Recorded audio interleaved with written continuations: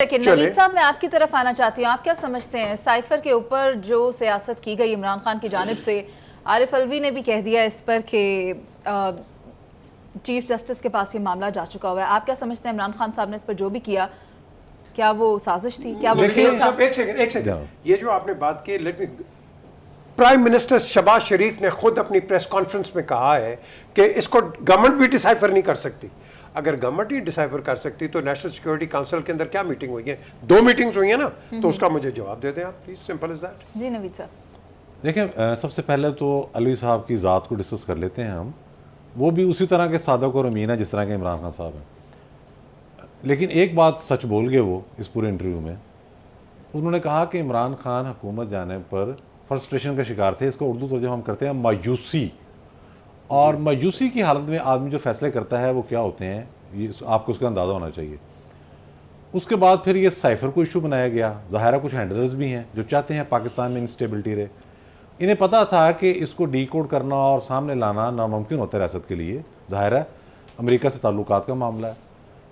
अब वो उसको एक ख़त बनाया गया, ख़त को किस तरीके से टेम्पर किया गया, उसकी चीज़ें भी सामने आ गई, उसे लेके चलते गए।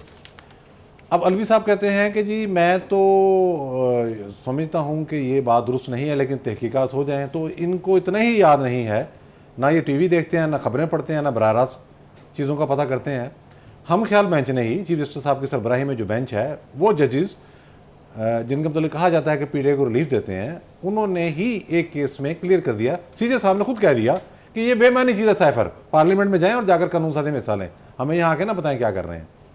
और ख़ुद अलवी साहब जो हैं, सबसे पहले तो उनसे पूछा जाना चाहिए कि जनाबे वाला, आप फॉरेन फंडिंग में मुलव्वस हैं, बड़ा खौफनाक जुर्म है ये। अदालतें अगर राय दे रही हैं और तमाशा बना हुआ है तो वो कब तक चलेगा? उसके बाद आप रियासती इमारतों पर हमलों में मुलव्वस हैं, ज़ाती तौर पर आपकी आरडी भी पकड़ी गई थी, आपने आइन की खिलाफ वर्जी की है। और आपकी आज ये वर्थ है, आज के दिन तक कि आप पार्लियामेंट में खिताब करने जाते हैं, सारी जमातें बाहर आ जाती हैं। पाकिस्तान की सियासी जमातों का इत्तफाक़ राय है कि अलवी साहब खुद एक मुतनाज़ शख्सियत हैं। तो मेरा ख्याल है कि उनकी बात को भी इतनी अहमियत देने की जरूरत नहीं। वो जो इमरान खान के हक में कह रहे हैं, कोई पता नहीं किसके साथ मिल जाए, ना ही हमें उस तरफ जाना चाहिए कि ये उनके मुखालफत कर रहे हैं। आरिफ अलवी खुद एक नाकाबिल एतबार मैं एक सवाल करना चाह रहा हूँ आप चारों दोस्तों से, मेरे जवाब मुझे नहीं समझ आ रही, जावेद मुझे ज़्यादा बेहतर जवाब देगा। क्या चीफ जस्टिस ऑफ पाकिस्तान एक तफ्तीशी इदारा है? नो। देखिए बात यह है कि पहले तो मैं चौधरी साहब ने माशाल्लाह जिस तरह आरिफ अलवी साहब की गुफ्तगू की, मैं तो ये समझता हूँ कि उस गुफ्तगू के तनाजुर में प्राइम मिनिस्टर को फौरी इम्पीचमेंट करनी चाहिए प्रेसिडेंट साहब को। वो तो काबिल ही नहीं है, उनके फॉरेन फंडिंग के केसेस हैं। इधर अजीब गुफ्तगू कर रहे हैं कि एक प्रेसिडेंट को हम इतना मुतनाज़ा कर रहे हैं डिस्पाइट के अभी तक उसके खिलाफ कोई एक्शन ही नहीं है, और जिनके खिलाफ प्राइम मिनिस्टर के खिलाफ एफआईए में हाजिरियां भर रहा है वो एंजॉय कर रहा है, उसकी हम गुफ्तगू नहीं। तो कानून को तो प्रेसिडेंट क्या कर रहा है? वो एक मुसालिक का रास्ता बचाने की कोशिश कर रहा है। वो अगर कोशिश कर रहा है कि अपोजिशन और हुकूमत, एक सेकंड चौधरी साहब, अगर प्राइम मिनिस्टर को और अपोजिशन को इकट्ठा करने की वो कोशिश कर रहा है, मुसालिक का रोल अदा कर रहा है, अगर इमरान खान की मुलाकातें करवा रहा है, किसलिए करवा रहा है? नेशनल कंसेंसस के लिए कर रहा है ना, तो उसमें गलत क्या है? अगर ये मामला साजिश नहीं है, उन्होंने खुद कहा है, लेकिन मुतनाज़ा तो है। और दूसरी चीज आपने कहा जी कि अवाम को बेवकूफ बनाया जा रहा है। अजीबो गरीब अवाम है, सर्वे आ रहा है कि इमरान खान 80% से ऊपर पॉपुलर जा रहा है। अजीब बेवकूफ हमने अवाम को समझा हुआ है। अवाम के शऊर को हम चैलेंज कर रहे हैं, उसके शऊर को मानने को तैयार नहीं है। ना हम अवाम की बात कर रहे हैं। वाहिद लीडर है जो एवरी डे अवाम से राब्ता कर रहा है। आपका कौन सा पॉलिटिकल लीडर है? आप इक़्तिदार में होते हैं तो अवाम में। जावेद साहब, इमरान खान तब्दीली की बात करते हैं?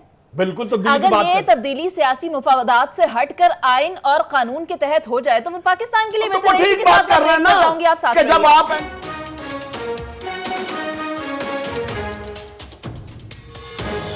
Welcome back. वफाक और पंजाब में जंग उसी वक्त ही लग गई थी जब परवेज़ इलाही ने बतौर 19वें वज़ीर आला पंजाब हल्फ लिया था। मामला इस वक्त पैदा हो चुका है पंजाब में सियासत कौन करेगा। हनीफ अब्बासी की अगर आप गुफ्तगू सुने तो उन्होंने भी ये कहा है कि खुशखबरी दे रहा हूँ कि आइंदा माह से पंजाब में हमारी हुकूमत होगी। दूसरी जानिब हम देखते हैं एक मुलाकात अलीम खान और ओन चौधरी की नवाज शरीफ से भी होती है। आखिर ये मामला है क्या, ऊँट किस करवट बैठेगा? जावेद साहब आपसे पूछना चाहूँगी, फिर पंजाब में क्या हुकूमत बरकरार रहेगी या फिर हनीफ अब्बासी की बात दुरुस्त है? देखें, पता नहीं बात किसकी दुरुस्त होनी है। ये प्लान है जो मुस्लिम लीग नून ने बनाया, प्लान ए और प्लान बी। इमरान खान की जिस लॉन्ग मार्च या डर खौफ से घूमते फिर रहे हैं, ख्वाबों में भी इमरान खान आ रहा, उसका लॉन्ग मार्च आ रहा है कि वो आके हमें कहीं चारों तरफ बंद ना कर दे, कंटेनर्स लगा दिए। तो उस खौफ से बचने के लिए उनका प्लान ये है कि किसी तरीके से जनाब परवेज़ इलाही साहब अजलास को मुलतवी करें। जैसे ही वो मुलतवी करेंगे तब जाके उन्होंने कॉन्फिडेंस मूड लाएंगे। ओन चौधरी की जो मुलाकात है, उस मुलाकात के पीछे जहांगीर खान तरीन है। ये उनके कहने पे मुलाकात हुई है और उसमें जो भी उनके पास 4, 6, 8, 10 बंदे हैं उनकी एश्योरेंस दी गई है। अब इलेक्शन कमीशन उस पर कैसे रिएक्ट करेगा वो बाद की बात है। लेकिन मैं ये समझता हूँ ये प्लान ए हनीफ वासी वाली जो गुफ्तगू है, इसने अपने मंतकी अंजाम पे नहीं पहुँचना, क्योंकि कॉन्स्टिट्यूशन के तहत जब तक इजलास मुलतवी नहीं होता उस वक़्त आप कोई नई रेजोल्यूशन नहीं ला सकते। प्लान बी ज़रूर हो सकता है, जिसका मैंने पहले भी जिक्र किया था कि अगर इमरान खान कोई ऐसी एक्टिविटी करते हैं या लॉन्ग मार्च की तरफ जाते हैं तो प्लान बी के तहत ये हर सूरत में गवर्नर राज की तरफ जाएंगे।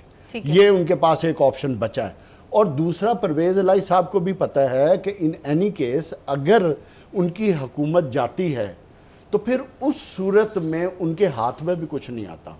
तो ये वो चीज़ है जहां परवेज़ इलाही भी तजब्जुब का शिकार हैं और वो अपनी तमाम पॉलिटिक्स में आपका पॉइंट आ गया। लेकिन इसमें एक चीज़ जो अदारों का रोल है वो इम्पोर्टेंट इसलिए रहेगा कि परवेज़ इलाही की तमाम पॉलिटिक्स अदारों के साथ रहती है। नवीद साहब, मैं जावेद साहब की बात ही आपकी तरफ लाती हूँ। क्या परवेज़ इलाही तजब्जुब का शिकार हैं? कुछ परेशान दिखाई दे रहे हैं? बिल्कुल परेशान है। जब वो इजलास से मुलतवी नहीं कर रहे और ये चलता ही जा रहा है, इसका मतलब ये है कि उन्हें शदीद परेशानी है, बल्कि खौफ है। उनको ही खौफ नहीं है बल्कि इमरान खान साहब को बहुत ज़्यादा खौफ है। वो बार बार कहते हैं कि पंजाब हुकूमत पर हमला होगा, लेकिन वो ये नहीं बताते पंजाब हुकूमत बनवाई किसने है।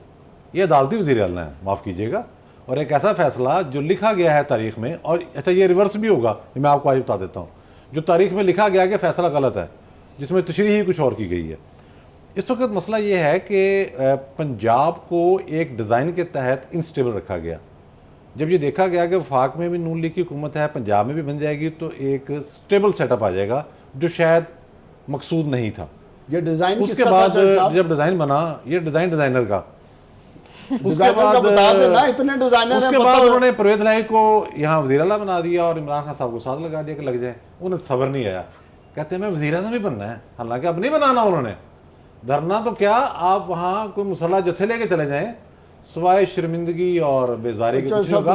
जब अलवी ने कह दिया कि आप मायूस हैं, तो मायूस शख्स का जो अंजाम है वो निश्चित दीवार होता है। मायूसी दिन ब दिन बढ़ रही है। आप जिधर मर्जी चले जाएं, ये जो पॉपुलैरिटी आपको नजर आ रही है, इसलिए है कि दूसरी सियासी फोर्सेस मैदान में आके चैलेंज नहीं कर रही। वो देख रही हैं कि लड़ाई किसके साथ है, ये सेटल होने दें अभी। तो भी बहुत सारी चीज़ें होनी हैं। पहली बात तो ये है कि पंजाब में काफली का बड़ा अहम रोल है। उसने बतौर पार्टी एक फैसला करना है, किसी वक्त भी वो चेंज हो सकते हैं, उनका कोई एतबार नहीं है। जो अपने सगे रिश्तेदारों को छोड़ सकता है, इमरान खान जैसे बेवफा आदमी की क्या वैल्यू है उसके लिए? क्या वो पीरनी साहबा की गारंटी पर बैठा रहेगा? 1 मिनट भी नहीं लगाएगा जब उसे इशारा होगा। कोई गारंटी नहीं चलेगी बुशरा बीबी की इसमें। एक बात। दूसरी बात यह है, सुप्रीम कोर्ट में एक पिटीशन चली जाती है और सुप्रीम कोर्ट सोचती है कि पाकिस्तान बार भी यही कह रही है, सुप्रीम कोर्ट बार भी यही कह रही है, तमाम पोलिटिकल पार्टीज भी यही कह रही हैं, तो इसको रिव्यू करते हैं तो एक और सूरत पैदा हो जाएगी। ठीक है। तीसरी और आखिरी सूरत यह है कि जिस तरह से मामला चलते हैं फिर चलने दें। उसके नतीजे में अगर कोई बड़ा इंतशार पैदा होगा तो कॉन्स्टिट्यूशनल ऑप्शन, ठीक है, गवर्नर रूल की मौजूद है। इफ्तिखार साहब, आप क्या समझते हैं, चीज़ें स्क्रिप्ट के मुताबिक हो रही हैं? फिर बिल्कुल स्क्रिप्ट के मुताबिक हो रही हैं और कुछ भी नहीं होगा, चलता रहेगा। एक खुदा के वास्ते स्क्रिप्ट में जो जुलूस निकालना था ना उसने, जिसके लिए इतनी ज़्यादा उस पर पैसा लगाया गया, इतनी तरबियत दी गई, इतनी मेहनत की गई, मैं उस जुलूस का इंतज़ार अब कर 22 साल जदोजहद। हाँ, मैं उस जुलूस का इंतज़ार कर रहा हूँ, क्योंकि ये हमारे जो दोस्त हैं नौजवान और जो हमारे इस किस्म के दानिश्वर हैं, जो बहुत ही उसको समझ रहे हैं कि पता नहीं वो क्या करने वाला है, क्या सारा मुल्क बाहर आ जाएगा, गलियाँ मोहल्ले बंद हो जाएंगे और औरतें बच्चे सड़कों पे होंगी। मैं मुंतज़िर हूँ उस दिन का और मैं कहता हूँ जल्दी आए। काफ़ी देर होती जा रही है, आज 11 अक्टूबर तो होगी और जिसके लिए लड़ाई लड़ रहा है वो तो नवंबर में तो फैसला हो जाएगा। अच्छा है ना इफ्तिखार साहब, डरा डरा के चलना चाहिए, क्या जरूरत है लास्ट का कोई नहीं डरा हुआ, कोई नहीं डरा हुआ। इक्तिसादियात डर गई है, इक्तिसादियात तबाह हो रही है, सरमायाकारी तबाह हो रही है, बेरोजगारी बढ़ रही है, किसान महंगाई बढ़ रही है। पिछले 1 साल से बर्बाद हो गई है, तबाह आप नहीं, लोगों ने बर्बाद हो किया, रही है। आपने किया अप्रैल से अब तक। आप लोग से मुराद जो ये मौजूदा इंकलाब हुकूमत लाने वाले- में- जो हुकूमत जो में- मौजूदा इंकलाब के दाई तो जो हुकूमत में आए थे मुझे नहीं वो पता, 2 महीने क्या मैं उनका करते रहे? ठेकेदार नहीं हूँ, जिनकी तुम ठेकेदारी कर रहे हो मैं उनको मैं challenge तो कर रहा किसी हूं। का ठेकेदार कर रहे हो नहीं। ना? मैं तो 1 साल की बात ठीक की है, है। No, no. ठीक है। पीजे मीर साहब, आप क्या अप्रैल से समझते साल हैं? शुरू हुआ क्या था। पंजाब में तब्दीली की हवा चल पड़ी है? देखें, फेडरल गवर्नमेंट को देखते हैं वो एक क्राइसिस में है, पंजाब गवर्नमेंट को देखते हैं वो भी एक क्राइसिस में है। अब Nawaz Sharif because final call तो उन्हीं की है। मुझे तो याद है 2013 में जब ये अपना मैनिफेस्टो दे के आ रहे थे तो मेरे बिल्कुल आगे जा रहे थे, तो ये नजम सेठी वॉक कर रहा था साथ, तो कह रहे थे मुझे तो समझ नहीं आती है कि मुझे हुकूमत लेनी है नहीं लेनी, और एंड में वही हुआ जब कोलिशन इनकी बनी तो he went out of the government क्योंकि नहीं चल सके थे। अब क्वेश्चन ये है कि फेडरल गवर्नमेंट अगर जाती है तो आपका एक नेशनल क्राइसिस होता है, पंजाब गवर्नमेंट इधर उधर होती है, एक और है आपके पास एक क्राइसिस होता है। क्राइसिस क्यों होगा? आपकी क्या आपकी ये जो आप इफ्तिखार जो election बात कर रहे हैं, सो ये क्या इफ्तिखार बात कर रहे हैं? दबाव के तहत नहीं होंगे, और नहीं होंगे सर, नहीं होंगे। नहीं होंगे। We are on the wrong track है किसी नेशनल कंसेंसस पे तो हो सकता सर। है। पाकिस्तान की सबसे ज्यादा धांधली से आने वाली हुकूमत के खिलाफ सारी पार्टियों का इलेक्शन कराया, किसने नहीं कराया? 2018 में जो कुछ हुआ है, जो नंगा तमाशा किया। व्हाट इज द गारंटी कि जो ये खेल कर रहा है वो उन इलेक्शन नतीजों को मानेगा? कभी भी नहीं मानेगा, कभी भी नहीं मानेगा। हाँ साहब। मुझसे लिखवा के रख ले, कभी भी नहीं बैठ के मानेगा। बात बच्चों कर रहे हैं। ने- वो तो बात कह कर रहे हैं रहे कि हैं। आप वो तो इलेक्शन हर की वक्त डेट- झूठ आप आदमी बैन कमीशन बनाए, सारा कमीशन को नहीं शायद- मानेगा। बात छोड़ो, फजूल है। अच्छा। इलेक्शन किसी चीज़ से नहीं कॉन्स्टिट्यूशनली अपने वक्त पे होंगे और कॉन्स्टिट्यूशनल गवर्नमेंट जब अनाउंस करेगी। कॉन्स्टिट्यूशन में तो फिर ये जलसे चले जुलूस से फिर आप और बोल ये चीजें और अलाउ तो कौन सा रोका ना यार, तुम तो ऐसे साबित करते हो रोज यहाँ पे बैठ के सर- स्टेज पे कि एक मिनट यार ये बहुत गलत काम हो रहा है। 55 जलसे किए हैं, एक जलसा बताओ जो रोका गया हो। कमाल कर रहे हो तुम, लोगों को बेवकूफ बनाने के लिए बैठे शहर हो। को कंटेनर से लॉक करना शहर कॉन्स्टिट्यूशन को है। कंटेनर से लॉक नहीं किया गया। इस्लामाबाद। Red line, Islamabad. इस्लामाबाद पे- एक सेकंड, रेड जोन को किया गया है, जिसके पीछे एम्बेसीज है।